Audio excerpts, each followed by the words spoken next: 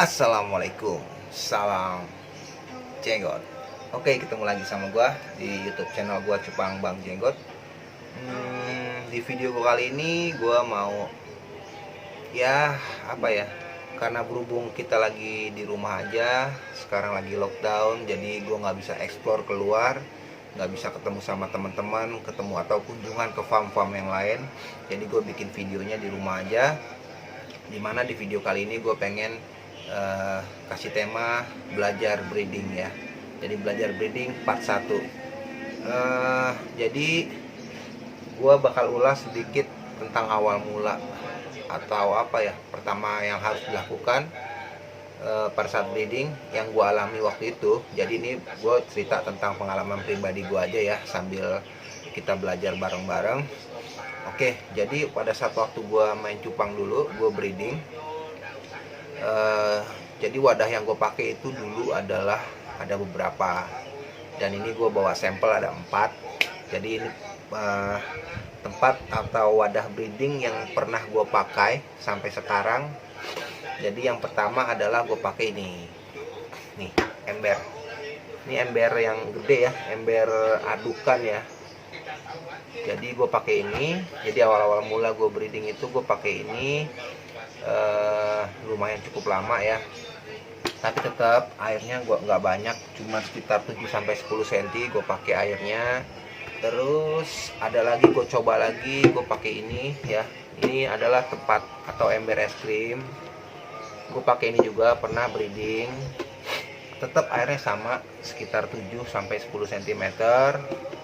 Terus gue pernah pakai lagi ini baskom ya, baskom nih kotak gini. Dan ini gak terlalu tinggi, tapi airnya gue pakai sekitar 7 cm atau 8 cm lah, sekitar segini. Nah itu adalah 3 tempat breeding yang pernah gue pakai selama gue main cupang. Jadi sering berjalannya waktu, gue gue sembari belajar sembari mendalami ikan cupang. Jadi gue akhirnya nemuin salah satu tempat breeding yang bener-bener gue pakai sampai sekarang. Tapi yang ini tetap gue pakai juga, yang ini tetap gue pakai kalau gue pengen ngebreed massal. Jadi di saat gue ngebreed massal itu, tempat yang biasa gue pakai buat breeding nggak cukup, gue pakai tempat-tempat ini, ada ember, ada baskom ya. Nah jadi tempat breeding yang gue pakai sampai sekarang, dan yang menurut gue inilah tempat breeding yang paling bagus yang gue pakai. Karena apa? Gue bisa mengamati ikan kawin, ikan bertelur, ikan lagi mengutin telurnya, ikan lagi gendong anaknya, mengutin dari bawah si jantan ke dibuang lagi ke atas, sampai pokoknya secara keseluruhan gue bisa mengamati perkembangan dari mulai kawin sampai gue mindahin ke wadah pembesaran. Jadi inilah tempat breeding yang gue pakai sampai saat ini. Soliter. Ini soliter bersejarah gua yang selalu gue pakai buat breeding ya. Nah ini adalah ukurannya, panjangnya 30 cm, tingginya 25, dan lebarnya adalah 10 cm gitu. Tapi tetap gue pakai airnya gue pakai airnya itu nggak tinggi-tinggi, sekitar 7 atau 10 cm aja. Karena kalau ketinggian juga nggak akan bagus buat si burayaknya ya. Kalau takutnya nanti begitu dia menetas, terus dia begitu jatuh ke bawah, dia nggak bisa berenang ke atas. Kasihan juga kalau terlalu tinggi si jantannya, kalau si burayaknya ke bawah nanti diambil sama jantannya, terbang ke atasnya bolak-balik, kasihan, capek. Jadi tetap untuk breeding air yang bagus adalah 7-10 cm. Jadi ini adalah tempat-tempat yang gue pakai selama gue main cupang buat ngebreeding, dan akhirnya gue nemuin satu tempat breeding yang gue pakai sampai sekarang, yang menurut gue ini adalah tempat breeding yang paling baik.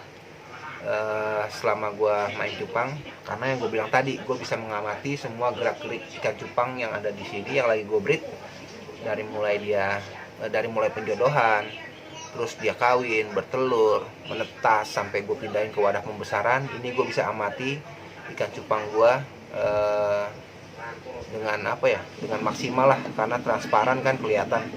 Kalau di ember atau di baskom cuma bisa gue lihat dari atas doang.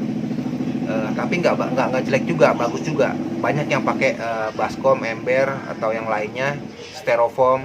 Gue juga pakai kok, tapi gue lebih nyaman kalau gue breeding pakai soliter seperti ini.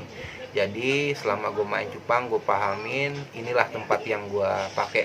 Menurut gue yang paling bagus buat gue pribadi ya, karena tiap orang, tiap breeder pasti beda-beda cara breedingnya, tempat yang dipakai buat ngebreed, jadi treatmentnya itu pasti beda-beda. Kalau inilah tempat yang menurut gue terbaik buat gue, yang gue pakai buat breeding. Jadi part pertamanya itu aja. Semoga nanti di part keduanya lebih seru lagi pembahasannya.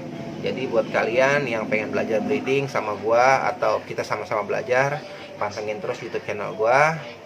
Mudah-mudahan kedepannya, karena posisi masih di rumah aja, jadi gue pembahasannya tentang yang ada di farm aja. Jadi nextnya gue bakal bikin lagi yang part 2. Seperti apa part 2 nya, tungguin aja video gue selanjutnya. Oke, jadi gitu aja video gue kali ini. Dapat salam kalian semua dari ember-ember ini, dari soliter. Sampai ketemu di video gue selanjutnya. Buat kalian yang belum subscribe, jangan lupa di subscribe. Oke, di like, di komen, di share ke kawan-kawan kalian. Jadi gitu aja. Mari sama-sama kita majukan percupangan Indonesia. Salam cupang Indonesia dan salam jenggot.